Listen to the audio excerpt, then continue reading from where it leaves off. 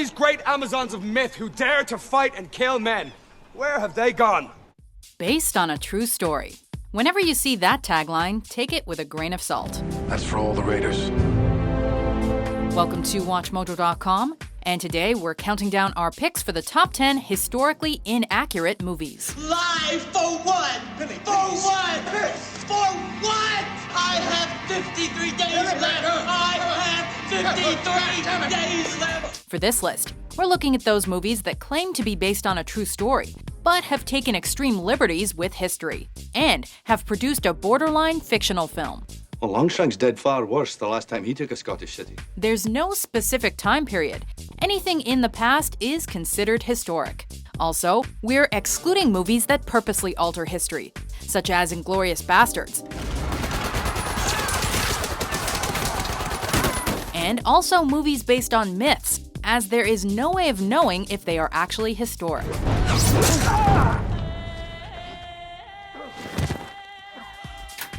Number 10. Argo. What does the title refer to? The Argo, it's the thing. While we're certainly not downplaying Tony Mendez's heroic rescue of US diplomats during the Iran hostage crisis, we are saying that Argo took tremendous liberties with the story for the sake of drama. What about the 6 who were with the Canadians? For example, neither the British nor the New Zealand embassy refused to help, and actually played a huge role in sheltering the Americans. The 6 of them went out a back exit. Brits turned them away, Kiwis turned them away. But perhaps the most slighted were the Canadians involved in the operation, especially Canadian Ambassador to Iran, Ken Taylor. Ken Taylor. Thank you for what you're doing. I was expecting more of a G-man look. Even President Jimmy Carter admitted that roughly 90% of the plan to get the hostages out of Iran came from the Canadians. Canada will pay for this violation of the sovereignty of Iran.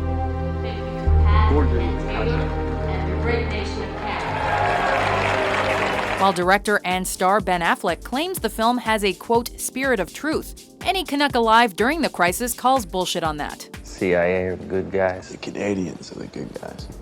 Number 9. U-571. I am U-571. Destroy me. While the film is exciting enough as a story, as a history lesson, it definitely leaves something to be desired, with even Prime Minister Tony Blair attacking it. The movie follows American troops as they board the German U-571 to capture the famous Enigma cipher machine. Typewriter. An Enigma code machine. It allows the German Navy to communicate with the submarines in secret.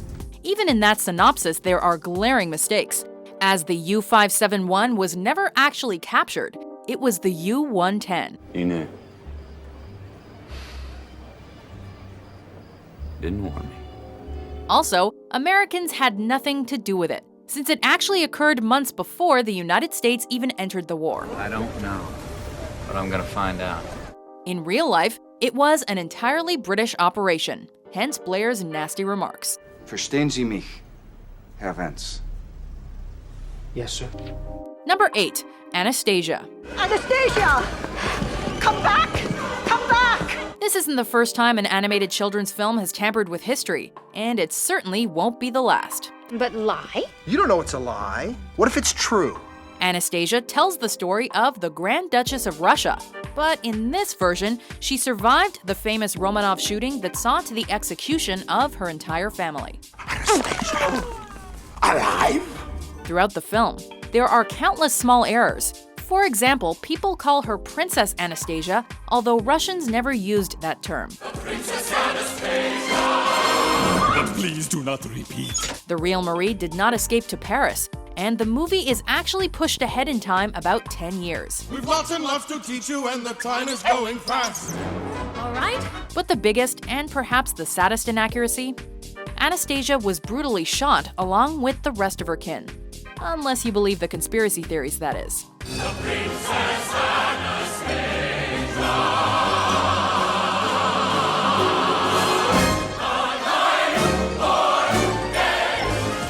Number 7. 300. Madness. This is Sparta! Director Zack Snyder went to great lengths to ensure historical accuracy when adapting Frank Miller's graphic novel. However, Even Miller said he'd altered some details to suit his story. Give them nothing, but take from them everything! While King Leonidas and his outnumbered men did heroically block the pass against the massive Persian attack, it was less 300 soldiers and more like 7,000. Hell of a good start. And while Spartan soldiers were definitely muscular, they weren't parading around their six-packs, as they would definitely have been wearing armor. Well, let's give them something to drink! Xerxes wasn't a vaguely effeminate giant with a baritone voice, and war elephants were never used on the Thermopylae battlefield. There's plenty more, but we're out of time. They're clumsy beasts. Number 6. Apocalypto.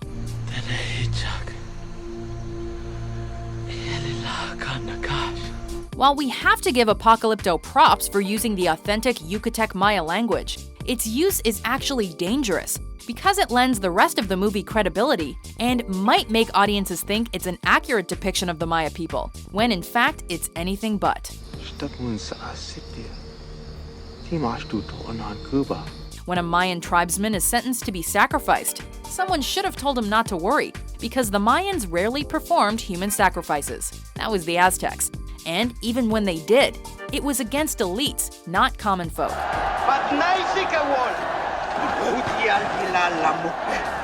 The film also portrays the Mayans as cruel sadists, which again is more akin to the Aztecs, as the Maya were actually a very peaceful group.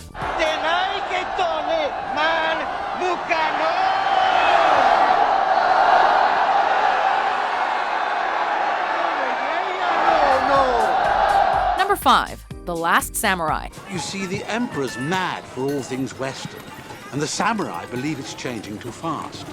In fact, the ancient and the modern are at war for the soul of Japan.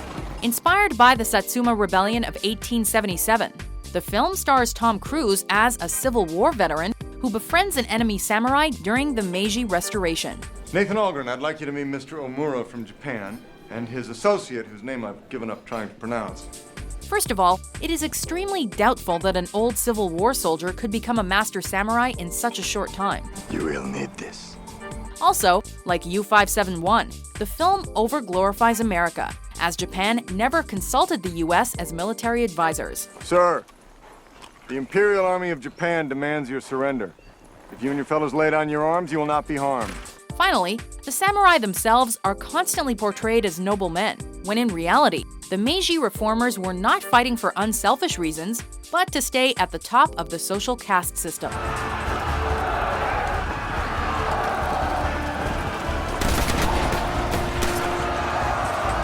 Because of this, the idea of them letting a foreigner into their ranks is extremely unlikely. Number 4. The Patriot. Captain Martin, I understood you to be Patriot. Rape, murder, slaves. Doesn't quite sound like content suitable for the protagonist of a story, does it? We will never know. This is murder! Unfortunately, one of the men upon whom Mel Gibson's Benjamin Martin is based did exactly all of those things, apparently even hunting Native Americans for sport and raping his female slaves. Yet in this film, he's revered. Well, yes, I am. The British are unfairly depicted as cruel, murderous villains of the Revolutionary War for the sake of drama. Our lines broke. The British Green Dragoons cut us to bits. Needless to say, these gross inaccuracies, and the fact that their countrymen were depicted in a similar fashion to Nazis during World War II, made sure British viewers and critics did not give The Patriot favorable reviews. The honor is found in the end, not the means. Number 3. Braveheart. That they may take our lives, but they'll never take our freedom! Mel Gibson just loves changing history, doesn't he? Braveheart tells the mostly historical story of William Wallace leading the Scottish Army in their first war of independence. But the film dramatizes a lot for storytelling purposes.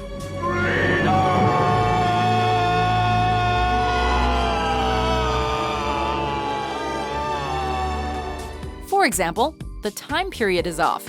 Although it's supposed to take place beginning in the year 1280, the lives of the real-life historical figures featured do not line up. Many years from now, would you be willing to trade All the days, from this day to that.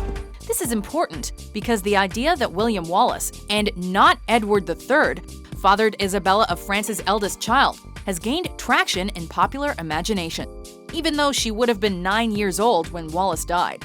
Also, as cool as those kilts look on the Scots, they're about 200 years too early.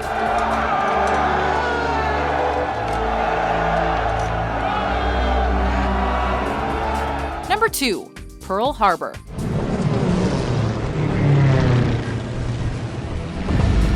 While it's an undeniable fact that Japan bombed the United States outpost at Pearl Harbor, that's about all this Michael Bay movie has in common with reality.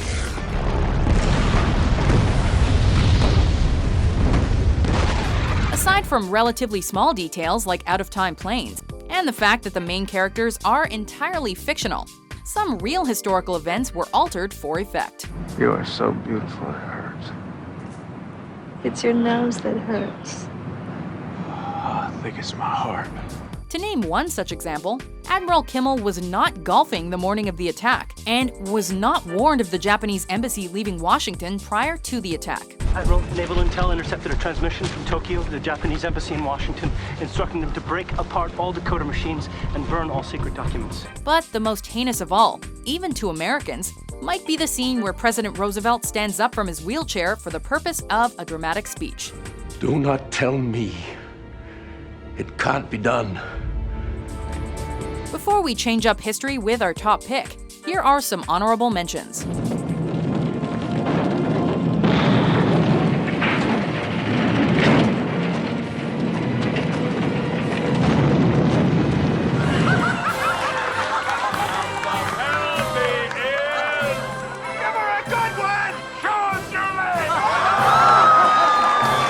Who are the kids?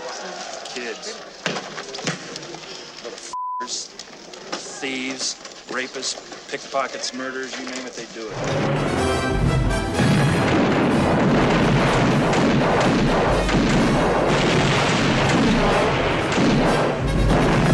They belong to the God, he says.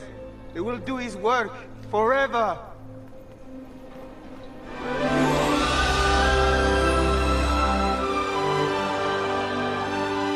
Number 1. Pocahontas. Yep, even Disney isn't exempt from choosing story over history, as their colorful Pocahontas is rife with inaccuracies. I was wrong, Grandmother Willow. I followed the wrong path. To start, both she and John Smith are depicted as adults in the film, when Pocahontas was really roughly 10 years old at the time when the Susan Constant reached the New World. Pocahontas, look at me. I'd rather die tomorrow than live 100 years without knowing you. Secondly, there's no indication of romance between the lovebirds in the film, only a mutual platonic friendship.